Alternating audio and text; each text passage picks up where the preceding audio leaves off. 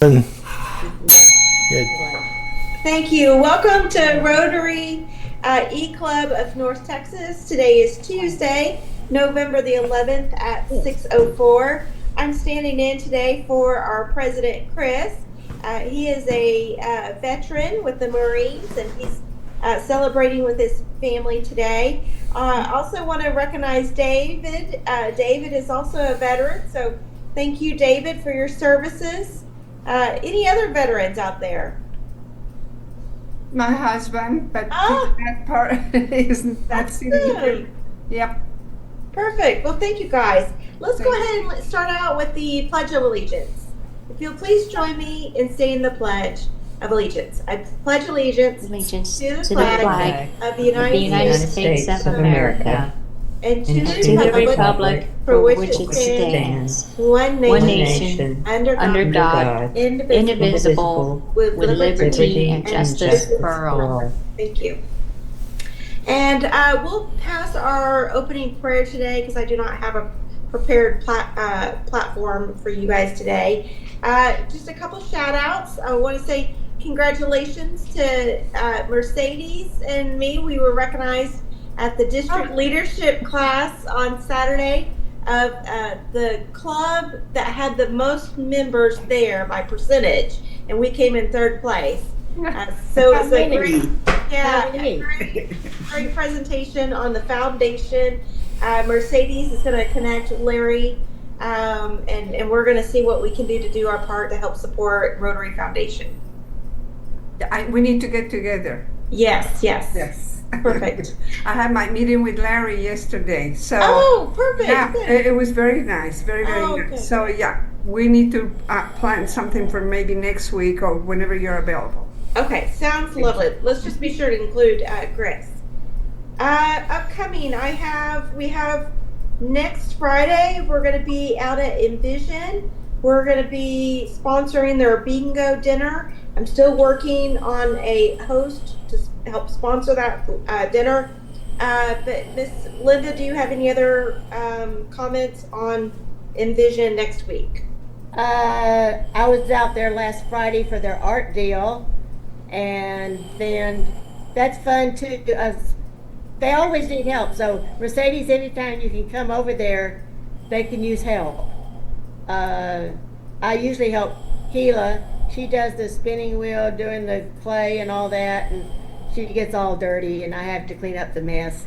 But getting all the stuff, and then, like I said, Jennifer, on the 18th, that next Tuesday, are you going to be out there? I'm thinking about going. I'm thinking about leaving work early to go out there for that. That's White Cane Day recognitions or whatever it's called, I think. I would love to be a part of that. Okay. And then some other things are coming up that's not been decided when. And so there's things going on. I did have one of my sorority sisters donate $100 toward Envision in Blake's name, and I think we're going to put it toward the arts thing because he did like the arts. And Yes. so if that's okay with Jennifer. Yes, that's okay with me. Debbie, Blake was blind, and the Envision is for the blind and visually impaired. They have a manufacturing facility, and they do all this work. It's unbelievable what they do. Nice. So anyway, if you know anybody that's blind, they have Early Child Development Center just opened, which we helped, and we got them a Braille typewriter and some other stuff. And but kids from the ages of 1 to 3, I think, they have 3 kids, and so they learn how to do all this stuff. That they are blind, and they teach them to crawl, the different activities. And the Dallas school, somebody from the Dallas school district came in when we had the dedication. They said they have 5-year-olds that come into the public schools and don't even know how to crawl, that they've never been taught anything. So this is what Envision does. And so I've gotten really involved because of Blake, and he passed away a little over about a year ago now. And so anyway, that's what Envision is. And Jennifer was Blake's wife. So, okay, that's all that I've got unless something else comes up later. Okay, so I'm going to pass it over to Miss Linda or Howard to introduce our speaker. And I'm going to go on mute and walk the dog. So I will be picking you up on my phone. Our speaker tonight, first I want to thank her because the original speaker canceled. She agreed to yesterday. Debbie's a friend of mine for about 20 years. She's the person, if you're familiar with the work we did with kids in college, she's one of the key people that helped get 11-year-olds go to college, get A's. She had a group of students that won as the Entrepreneurs of the Year in Vegas. What did they make? 93,000 in 1 year or 98? Yeah, 93. Yeah. These were 11 to 15-year-olds, and they raised $93,000 for Downs research when they were 11 to 15. Debbie was instrumental in all that. So she'll be speaking tonight about learning and helping kids learn and what's wrong and how to fix it and things like that. She's a great speaker. She's a nice person. She's also Vanna White's better looking cousin. I'm sorry, I had to throw that in. That's funny. But I know that she's from Canada. Don't hold it against her. And, well, it's America. You know how we feel about Canadians right now. It's you're the cause of all the problems in the world. But seriously, so she's a great person. She's very smart. She's got some of the best speaking skills I know of anyone, so you'll really enjoy it. If you want to mute yourself while she's speaking so we don't get a lot of background noise, and then if she wants to ask questions, you can unmute yourself.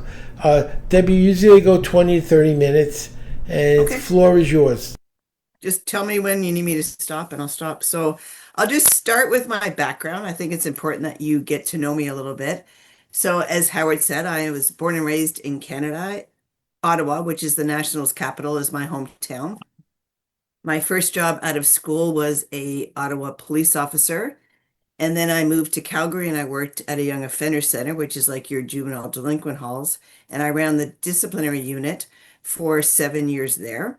I then became a therapeutic foster parent where I often picked up young women from the jail to bring them to my house to live with us. And I learned so much from these students. I learned so much about the kids that I had in the jail were always bigger victims than they ever victimized. It was just getting into their stories and truly understanding what was going on. And it was heartbreaking to me that when it used to get cold in Canada, these kids would come back and they would hug me because this is where they felt safe. This is where they got fed. This is where somebody clothed them. This is where they knew they were safe. And I was just on a mission to change that for them and to really ensure that that didn't continue. And so we did some things. The jail I worked for was very progressive. We had the very first computerized jail in all of North America that I was very instrumental in setting up, which allowed us to really serve these young gentlemen a lot better than they had been served prior. So then I moved to Ireland. When I moved to Ireland, I couldn't work, darn it. So I took some college courses and did a bunch of creative writing, and I really enjoyed that. Moved to Houston, I taught preschool. Then I became a substitute teacher at my daughter's public school, and then I pulled my daughters out of public school because it was very inefficient.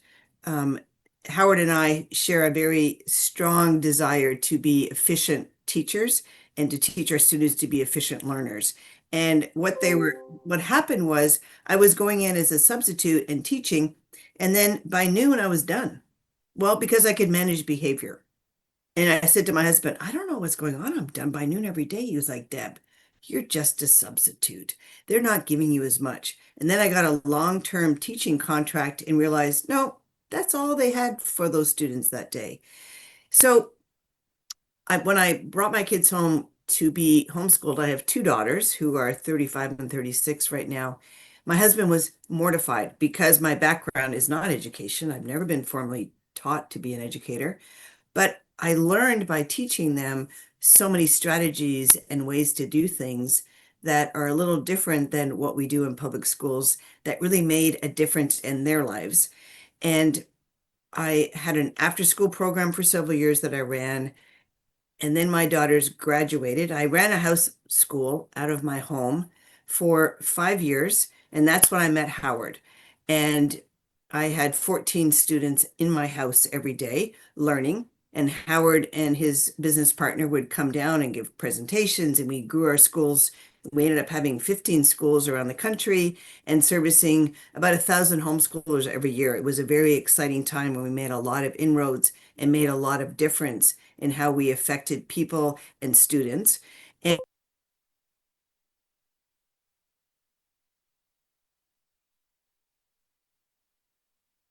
You muted Debbie. Unmute her. The host. sorry, I don't know how that happened. Okay. They became speed readers, which is what you need to go to college. It's not hard. There's just a lot of volume. And if you can speed read and you can do it Howard's way, you can comprehend what you're learning, which is what they needed. They ended up going on to finish school 2 years early, and we were there for their college graduation, my husband and I, and it was on our 25th wedding anniversary. And as we were walking down the aisle, because they had invited us to the stage because they had flowers to celebrate us, I said to my husband, "So, how did I do homeschooling?" He said, "You did all right." Well, on stage was the valedictorian and the salutatorian, daughter number one, daughter number two. So I was like, Anyways, it was all because of what Howard taught my daughters. And they did what's called a 2+2+2. So they did 2 years of high school, 2 years at a junior college, 2 years at a four-year college, and still graduated valedictorian and salutatorian. And I say this to let you know that if you've got grandchildren, nieces, nephews, neighbors, there's a whole different way to conquer school than the way it's done traditionally. My daughters had done a lot of CLEPs, which are tests that you take to pass out of a class. When we were doing it, instead of spending $5,000 on a college degree, you spent $80 to take a test. They were taught how to learn the information. It got to the point where Natasha, my oldest daughter, would open a book on Monday and test on Friday and earn 3 to 6 college hours for $75 or 80. It depended on how many hours they were earning. So there's so many ways to allow us to help our students become better. I talked to some college professors recently. I have many of my friends are in the college academia world. And they were sharing with me some of the things that they're seeing with these new students coming in. And they're really lacking in resilience. They're lacking in their ability to be resourceful. They're lacking in their computer understanding, which is so crazy, right? We think they're so great with all the computers. No, they don't know how to use Word or Excel or PowerPoint. They know how to play games on their computers, but they're really lacking the skills. The other thing we've noticed is lacking in social emotional skills. So being able to meet with their professor and build a relationship, meet with the other students, form groups and collaborate. Those are skills that are not being taught right now. And so they're really at a disadvantage. When you look at high school, you're in high school for 40 hours a week, right? It's a full-time job. But when you go to college, you're 12 to 15 hours a week. So what are you going to do with the rest of that time? And we all know as successful business people, you give a task to someone who is busy because they get it done. People that are not busy, who are procrastinators, which is what happens, they're not getting their stuff done. And so when I sent my daughters to college, they had a timeline. I said, you need to be active between whatever times you choose, 9 to 5, 8 to 4. And we had a sort of a program where they read the information before they went to class. They had their questions ready. They had their notes already done. They took notes in the lecture in a different color so they could amalgamate those notes, and they learned it in real time. So at the end of the night, they knew what they'd been taught that day. And I think all of these skills, it's kind of like a marriage, right? So I'm sure many of you have had children who have gotten married, and we put so much time into the wedding. and effort and planning, but how much time do we put into the marriage? And I'm seeing that, and Howard and I have talked about this several times, about how much time is put into getting into college, but how much time are we spending getting our kids ready to be in college? Only 46% of our college entries finish in 4 years. 56 don't make it until 6 years. So we're really spending a lot of money unnecessarily getting our children educated because they don't have the soft skills and sometimes the educational skills to ensure that they can be their best selves when they're in that situation. The other thing that came up was a lack of focus from these college professors. They also talked about really not understanding basic skills in so many areas and not being able to be self-taught. So when Howard and I had our schools, our students were self-taught. They spent a lot of time teaching themselves and gaining those skills to be self-disciplined, self-regulated, self-taught, and they really owned what they did. And we were there to support them, but to really lift them up and allow them to shine. And so when they walked on those college campuses, like they had strut, they had stuff because they knew what they were doing. And we're not seeing that in a lot of places.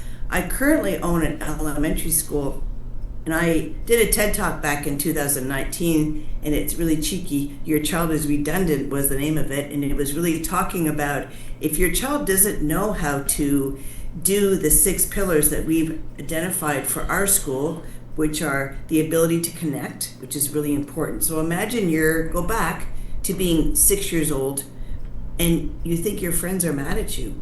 Are you learning that day? No. Are you able to comprehend? No.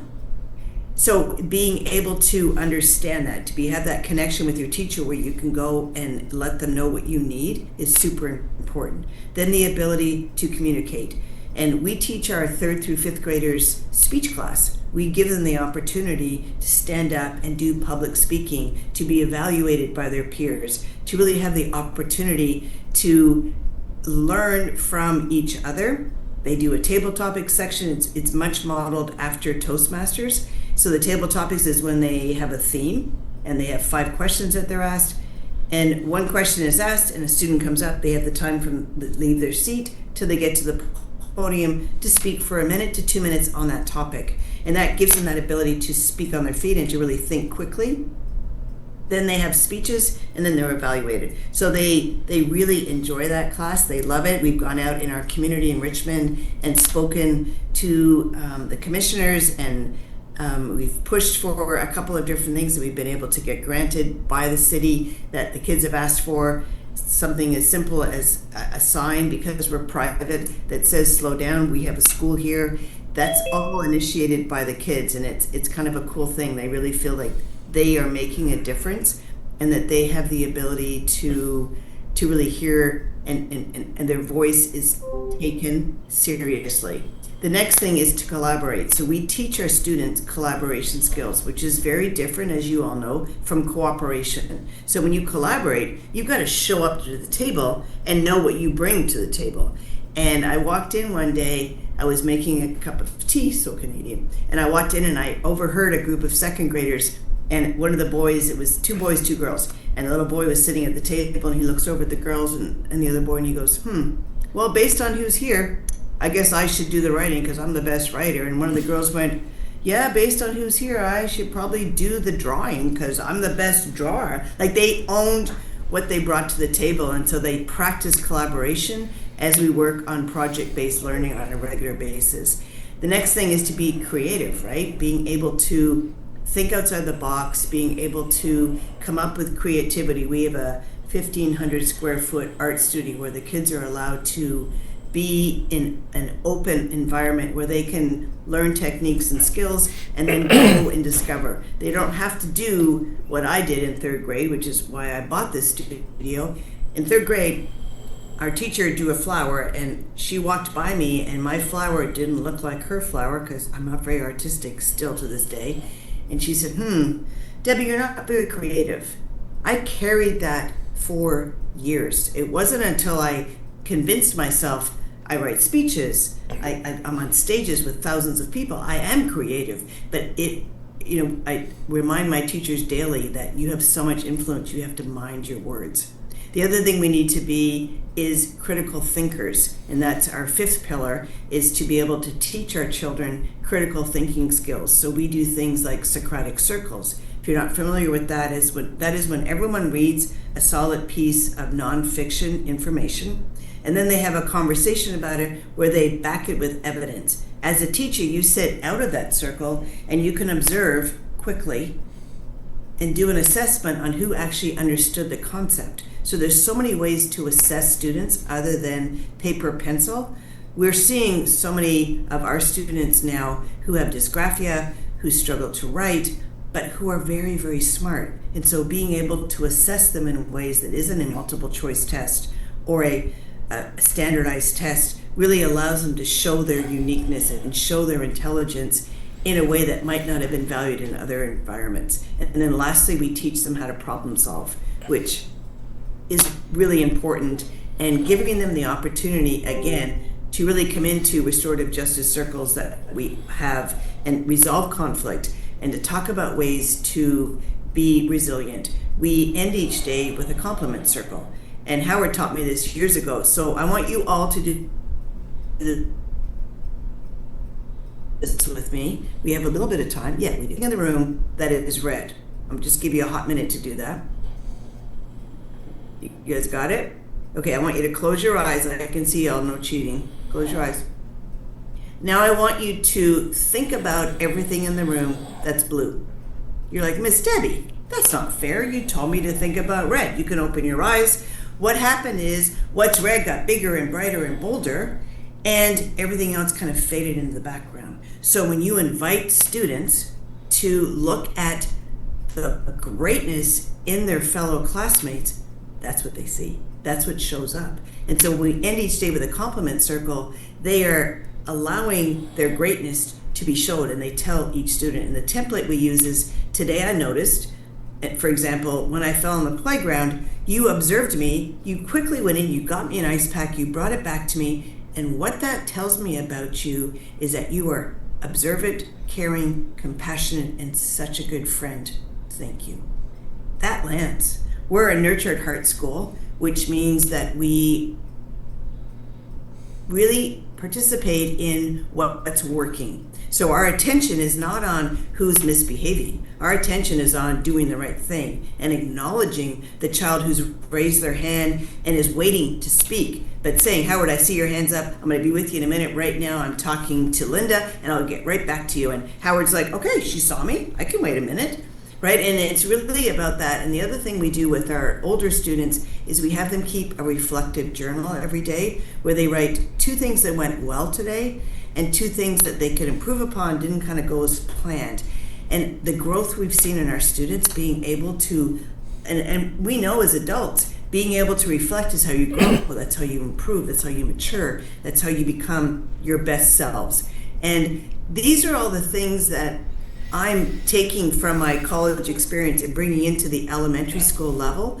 But I'm working again with Howard and another friend of ours, Keenan, to equip our students to go to college with these skills, because what we are seeing through the statistics and from talking to professors is high schools are not preparing our students to be successful in college, and not every student needs to go to college. And so to be able to explain and help them through that process is what our next passionate project is.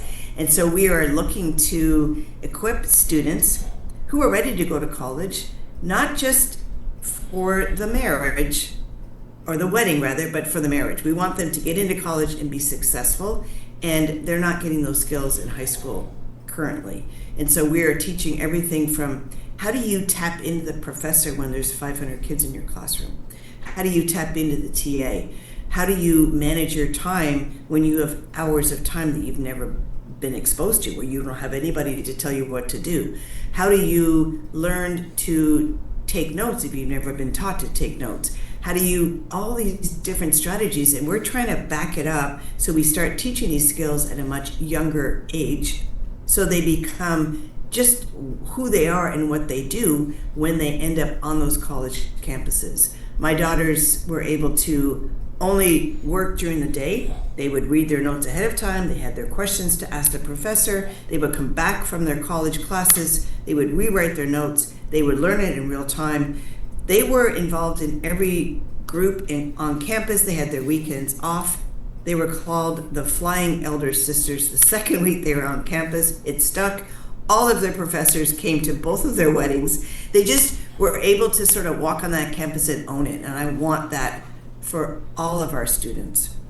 And I just think that we have an opportunity to truly give them the skills and the techniques and the strategies to be able to do that. So my ask for all of you is, if you know students who are getting ready to go to college and could benefit from this instruction, could benefit from us, let us help them, because we have such a strong passion to get them ready to be successful. And success breeds success, and unsuccess breeds unsuccessfulness. And we really want them to walk in there loud, proud, and ready to tackle the next mission, and to really feel honor in what they're doing, to come out and serve us, because this next generation it's going to take care of us. So we need to make sure they're equipped, because I'm like high maintenance. I need them to be equipped to take care of us.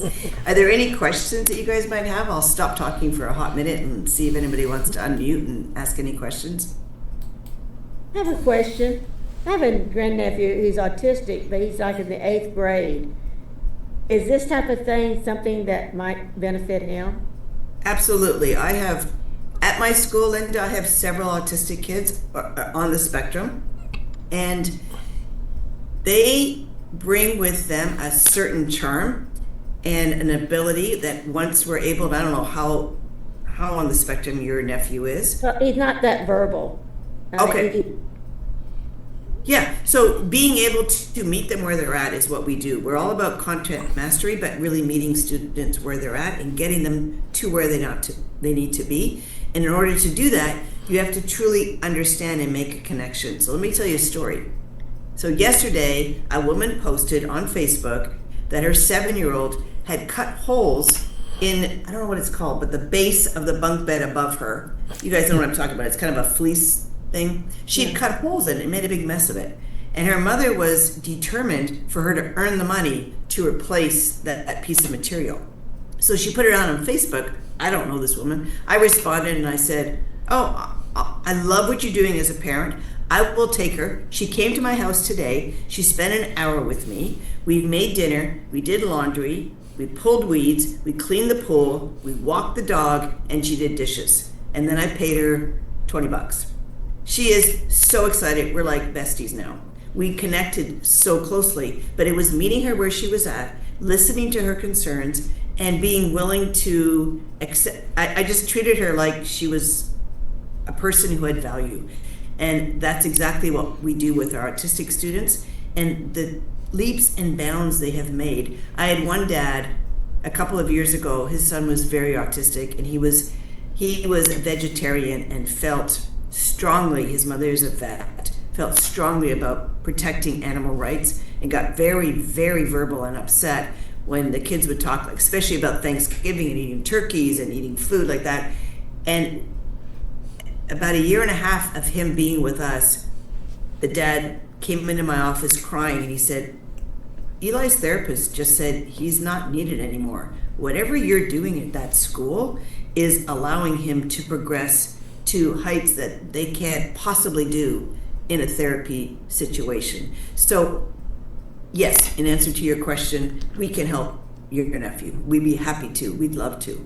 And I think, Well, how do you connect with somebody? Do you have classes online then? that's what we're working on.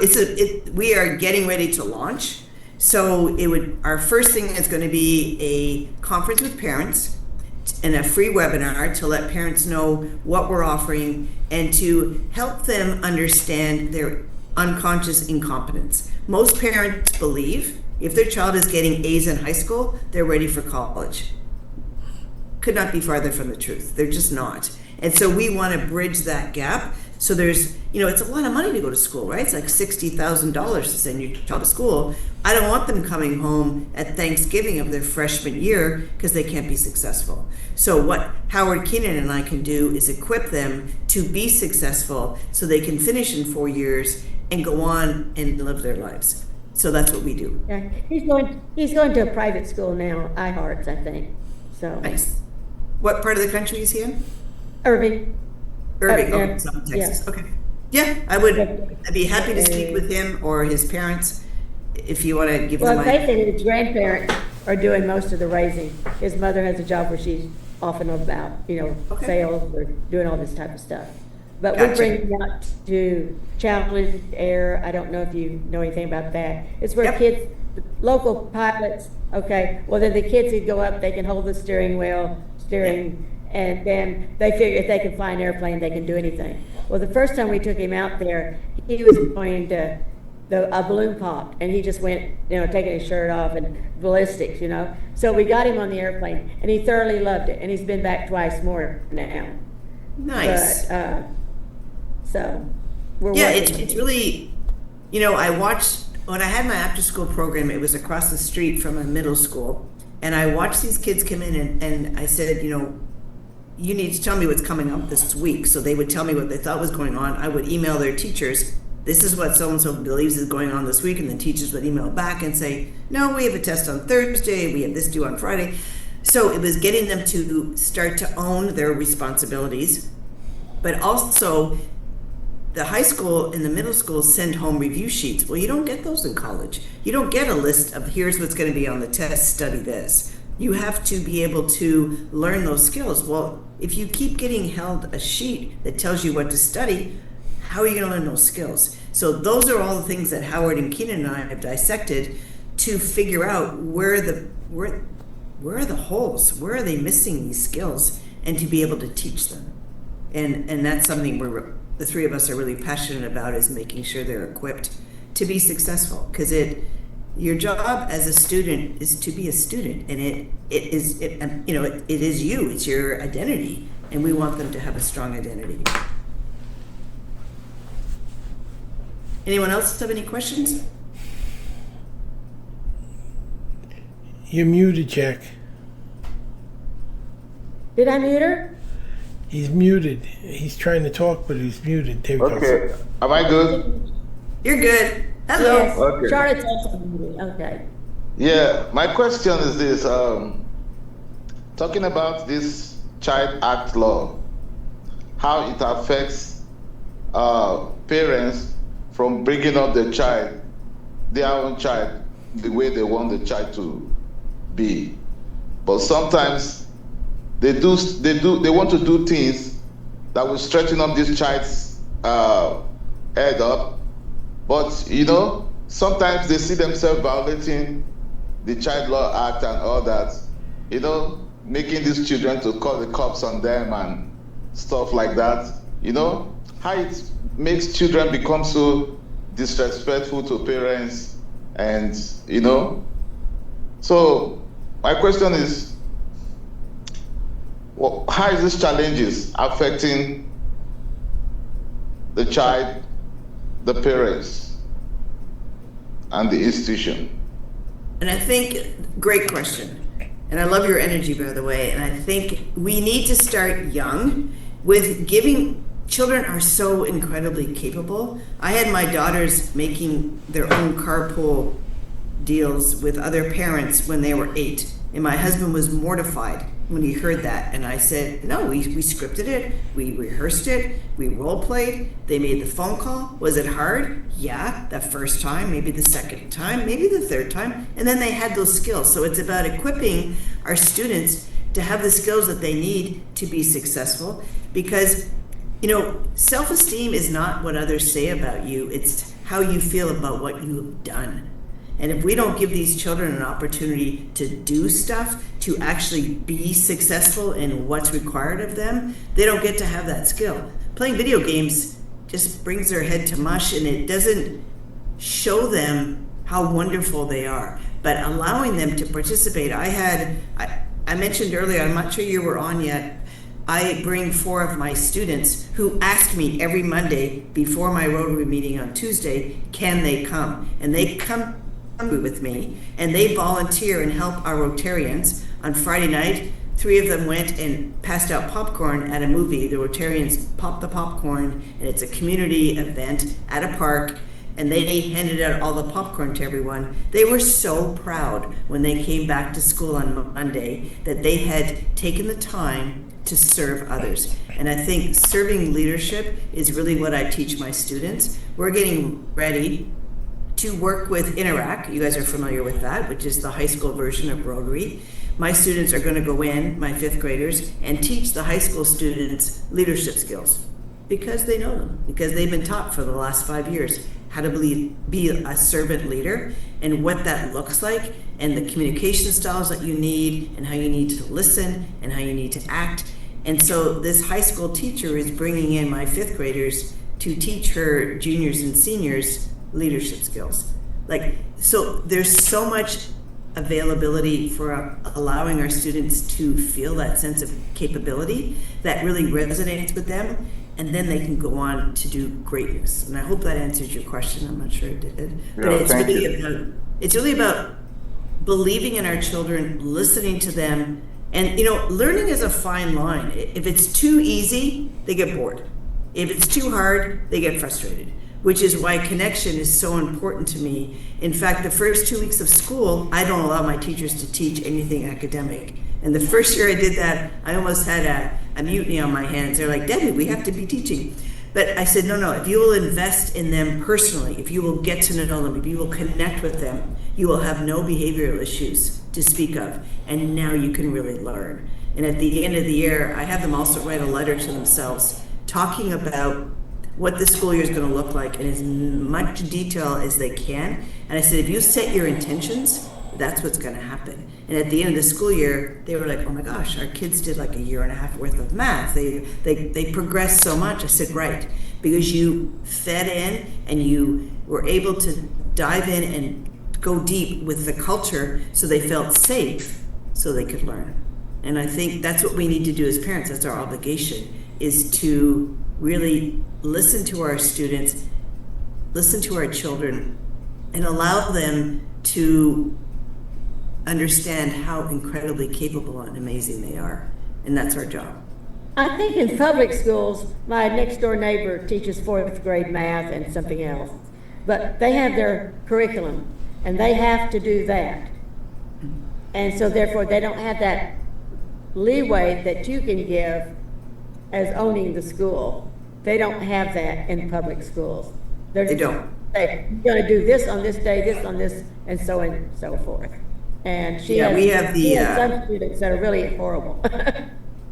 I teach a class to my kindergartner through 3rd graders on, it's called Be Your Best Self. So today we talked about I statements and the difference between tattling and telling.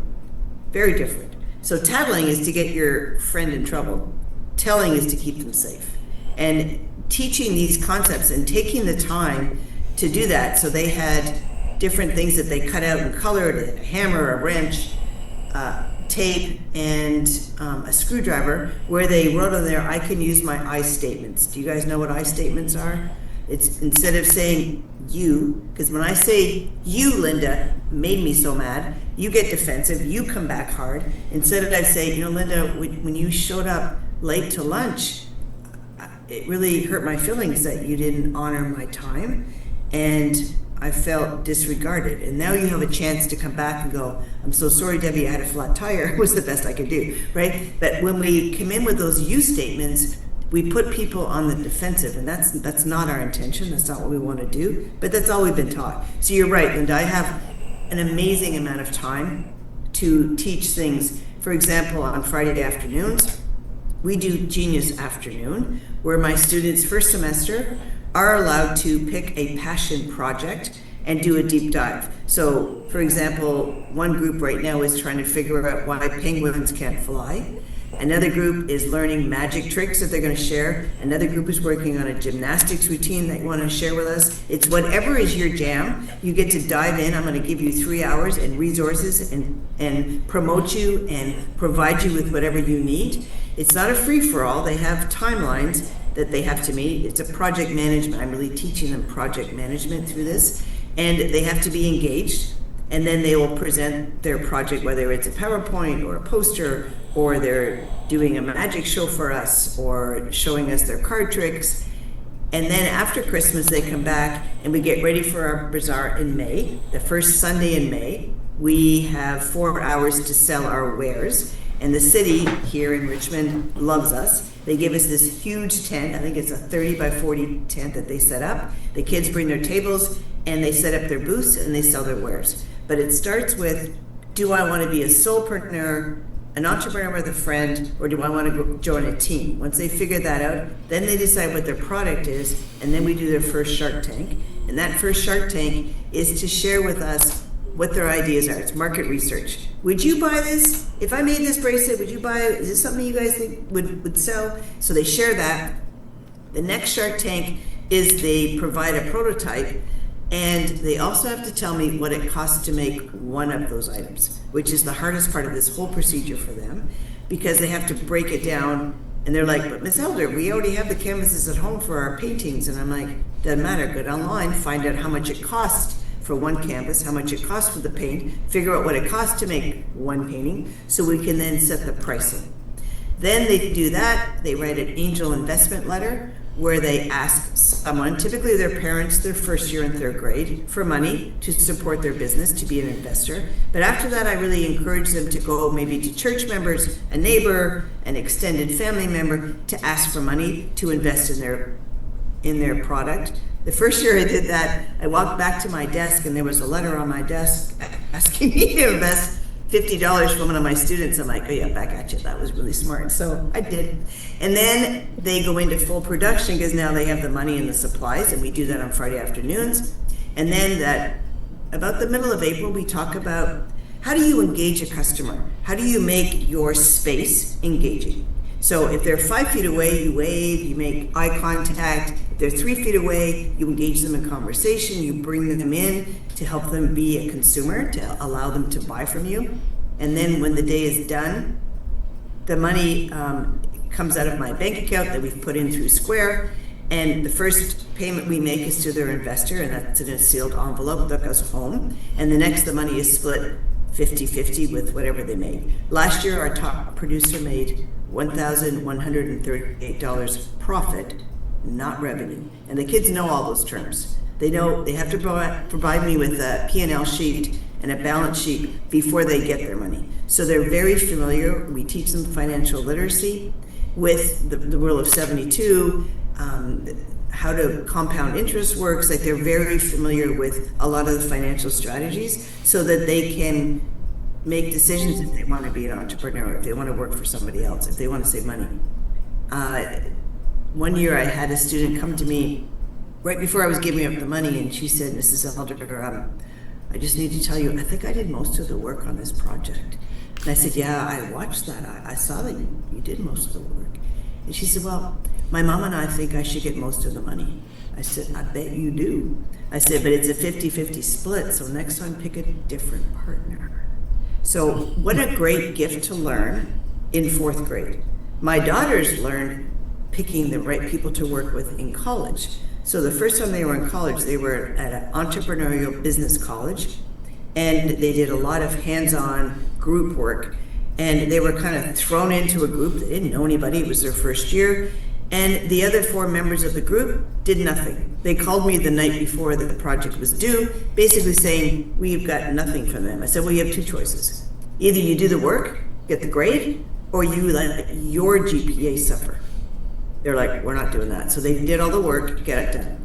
Next semester, now that they know the players, they got together with the people that they wanted to work with, formed their groups. So if you, Linda, came to them and said, hey, Tasha and Melissa, I'd like you to be a part of my group, they'd be like, oh, so sorry, we're already in another group. So they had it all planned. But they didn't learn that till their junior year of college. This 4th grader learned it in 4th grade. So that's what I'm all about. I'm all about allowing our students to learn these life lessons young when there's no cost. The longer you wait, the more it costs to learn these life lessons. So I'll stop talking again if there's any other questions. It was great. Thanks, Howard. Maybe you could teach Howard something. No, I enjoy working with her. She's an amazingly gifted teacher, and it's been a pleasure to work with her in the past, and I look forward to working more in the future. Yeah, we had fun together. Are there scholarships or things like that that are available? Because I'm sure tons. if There's so many it's a scholarships. private school, if there's going to be a charge. So are there scholarships for some families or? Yes, I scholarship 3 students a year. Okay. That's my commitment to the community. And I keep them for as long as they want to stay. So, At what age do you think you should start teaching kids? start teaching them what? Those skills. You know, So that's a really good question. Thank you. I had a chip system that I started with my daughters when I pulled them out of school. And it was a three-faceted system. So the first was, what would a perfect day look like? And I outlined everything. I wrote it all out. You get up in the morning, you come down, have breakfast, be ready to work, what all the things would look like. What are some things we're working on? And that was the second page. And then the third page is, how would you like, when you make your bed, come downstairs for breakfast, get ready to start school, you earn chips for all of those. You lose chips for the things on the second page that you may not be doing yet. And then you get to cash those chips in for what is important to you. Because we spend so much time as parents thinking that we know what's important to our kids. We don't. Let them tell us. So my daughters told me, these are the things I want to cash my chips in for. And then I assigned a value to those.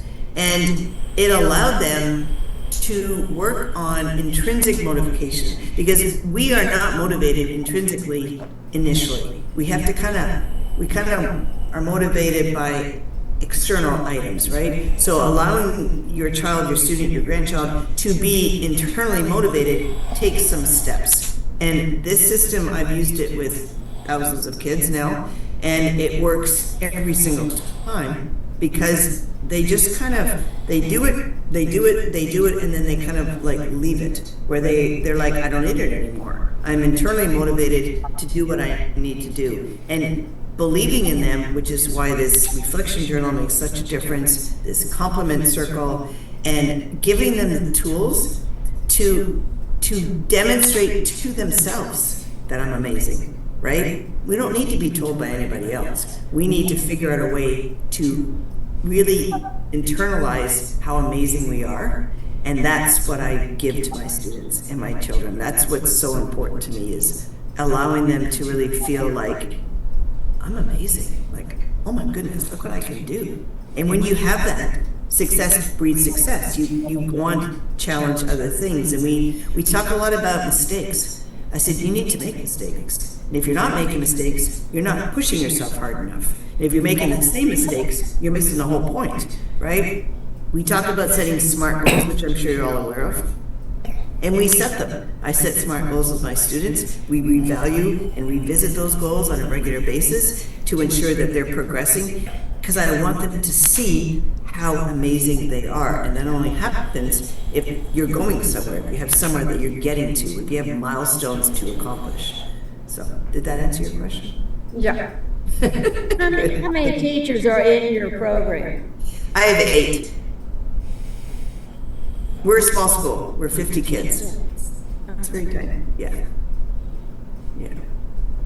But if you're ever in the Houston area, I would love for you to come visit and see what we do and hang out with us. And then, as I said, Howard and I will be online doing this. It'll be a webinar type program. It'll be an online program with online classes that all of your grandchildren, nieces, nephews, neighbors can participate in. And we really just want to equip them to be successful members of our community that can take care of us all when we're old. That's all. Any other questions? No? Okay. We're good. Thank you. Thank you, Howard. Who wants to close the meeting? Jerica, are you online? Yeah.